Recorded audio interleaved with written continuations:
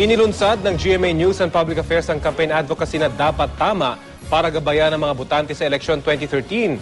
Pero ang isang kandidato sa pagkakonsehal sa Bulacan, ginagamit din pala ang dapat tama campaign jingle nang walang pahintulot. Paglilinaw po ng Kapuso Network, wala itong pinapayagang kandidato o partido para gamitin ang dapat tama jingle. Balitang hatid ni Julio Segovia. Dapat tama, isipan sa salita. Dapat tama, lalo na sa gawa.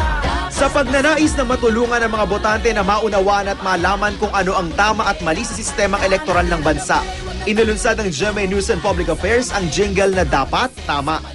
Bahagi ito ng election advocacy campaign ng GMA Network para sa election 2013.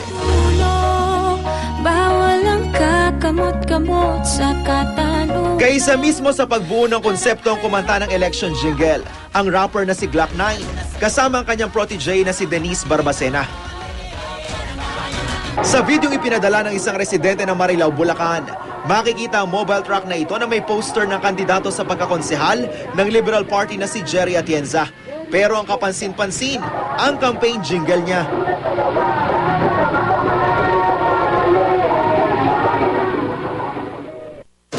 Binalikan namin ang bayan ng Marilao, sakto namang nag-iikot ang mobile truck ng kandidato sa pagkakonsehal na si Atienza. At nakumpirma namin ginagamit nga niya ang campaign jingle ng GMA.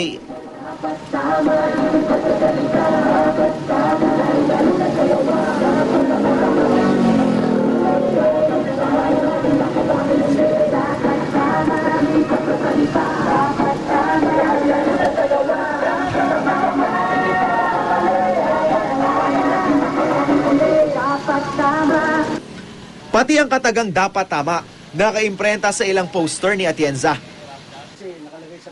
Sinadya namin ang bahay ni Atienza, pero ngayon lang daw ito nakapagpahinga sa halos araw-araw na pangampanya. At ang ama niyang si Jerry Atienza Sr. ang humarap sa amin. Paliwanag niya, dati na raw niyang ginagamit ang katagang Dapat Tama sa pangangaral bilang pastor. Kaya nang lumabas ang campaign jingle ng GMA, nakisakay raw sila, lalo pat naniniwala rin daw sila sa advokasiyang ito. Actually, nabighani kami sa kanta, lalo ako. Dahil ang nakalagang concept ng dapat tama, akmang-akma, na pag yan ay susundin ng mga tao sa pagpili ng ihahalal. Actually, mababago ang bayan.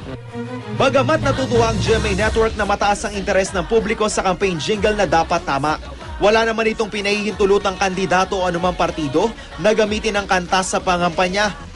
Giit pa ng GMA News and Public Affairs, gaya ng slogan nitong walang kinikilingan, walang pinoprotektahan at walang kasinungalingan, mananatili raw na walang kandidato, partido o koalisyong sinusuportahan ng Kapuso Network. Hindi naman daw alam ni Atienza na mali pala ang paggamit nila sa kantang Dapat Tama, kaya ora mismo, iniutos na raw nilang itigil na ang pag-iikot ng mga mobile truck ni Atienza na may ganitong campaign jingle. Hindi ko alam na yan bawal, magamat ignorance of the law, excuses no one. So ganito na lang, Julius, ang pinakamabuti kong gawin ay itigil. Julio Segovia, GMA News.